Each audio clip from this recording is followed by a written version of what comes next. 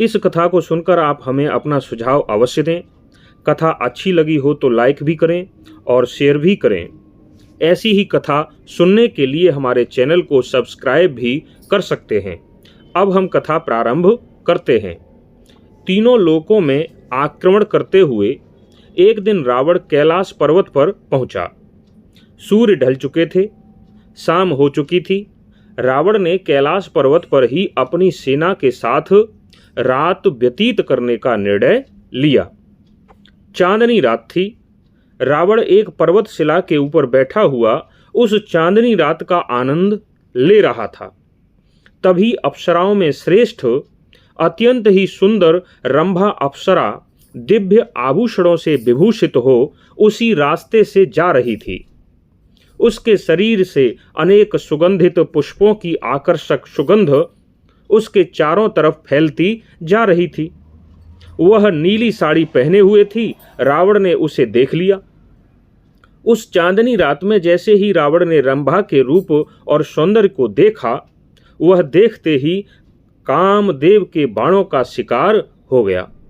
रावण शीघ्र ही रंभा का रास्ता रोक कर खड़ा होकर और मुस्कुराते हुए उससे बोला, हे सुंदरी, इस अद्भुत चांदनी रात में कहाँ जा रही हो? तुम किसकी इच्छा पूर्ण करने के लिए स्वयं ही चल पड़ी हो? किसका भाग्योदय हुआ है? किसके पास तुम जा रही हो जो आज की चांदनी रात में तुम्हारा उपभोग करेगा? लेकिन हे सुंदरी, क्या तुम्हें मालूम है कि मुझसे बढ़कर इस संसार में और कोई नहीं है? फिर भी तुम मुझे छोड़कर कहाँ जा रही हो? यह अच्छा नहीं है। हे सुंदरी, इसी पर्वत शिला पर विश्राम करो और मुझे स्वीकार करो।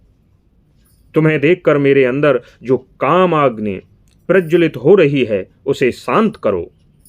रावण के ऐसा कहने पर रंभा डर के मारे थर थर कांपने लगी और हाथ जोड़कर रावण से बोली, हे लंकापते, मुझ पर कृपा करें। आपने जो अभी बातें कही हैं वे बातें आपके मुख से नहीं निकलनी चाहिए, क्योंकि आप तो मेरे पिता तुल्य हैं। यदि आपके स्थान पर कोई अन्य पुरुष ऐसी बातें करे और ऐसा तिरस्कार करे तो ऐसे पुरुष से भी आपको मेरी रक्षा करनी चाहिए। मैं धर्म के अनुसार आपकी पुत्र वधू हूं। ऐसे शब्द सुनकर रावण को बड़ा अचंभा हुआ। रावण ने कहा, हे रंभा, तुम कहती हो कि तुम मेरी पुत्र वधू हो, कैसे? सिद्ध करो। तब रंभा ने रावण को उत्तर देते हुए कहा, हे लंकापते, धर्म के अनुसार मैं आपके पुत्र की ही भार्या हूं। आपके बड़े भाई कुबेर के पुत्र मुझे प्राणों से भी बढ़कर प्रिय हैं। उनका नाम नलकूबर है। वे आपके ही भतीजे हैं और भतीजे भी पुत्र के समान ही होते हैं। इस दिव्य चांदनी रात में मैं उन्हीं से मिलने के लिए जा रही हूं। यह सारा श्रृंगार मैंने उन्हीं के लिए किया है, इसलिए हे राक्षस राज, मुझे शीघ्र ही उनके पास जाने दीजिए। मेरा रास्ता मत रोकिए। मेरे प्रियतम नलकूवर मेरी प्रतीक्षा कर रहे होंगे। इतना सुनकर रावण ने कहा, हे रंभा, अभी तुम अपने आप को मेरी पुत्र वधू बता रही हो। मुझे विश्वास नहीं होता, क्योंकि यह नाता रिश्ता उन स्त्रियों के लिए तो लागू होता है जो किसी एक पुरुष की पत्नी हो, लेकिन तुम्हारे देवलोक की तो स्थिति ही दूसरी है। वहां तो सदा से यही नियम चला आ रहा है कि अप्सराओं का कोई पति नहीं होता। वहां कोई एक स्त्री के साथ विवाह करके नहीं रहता है। ऐसा कहकर रावण ने रंभा को बलपूर्वक उस पत्थर की शिला पर बिठा लिया और काम भोग में आसक्त हो उसके साथ बलपूर्वक समागम किया। रंभा का सारा श्रृंगार नष्ट हो चुका था। उसके पुष्पहार टूटकर गिर गए थे। सारे आभूषण अस्त व्यस्त हो गए थे। उपभोग के बाद रावण ने रंभा को छोड़ दिया। लज्जा और भय से कांपती हुई वह अप्सरा रंभा सीधी नलकूबर के पास पहुंची और हाथ जोड़कर उनके पैरों में गिर पड़ी। रंभा की ऐसी स्थिति को देखकर नलकूबर ने पूछा, हे भद्रे, क्या बात है? तुम्हारी ऐसी दशा कैसे हुई? या किसने की है? रंभा भय के मारे थर थर कांप रही थी। उसके बाद उसने लंबी सांस खींचकर हाथ जोड़ लिए और जो कुछ हुआ था वह सब ठीक ठीक बता दिया। नलकूबर ने रंभा से पूछा, क्या तुमने मेरा परिचय नहीं दिया?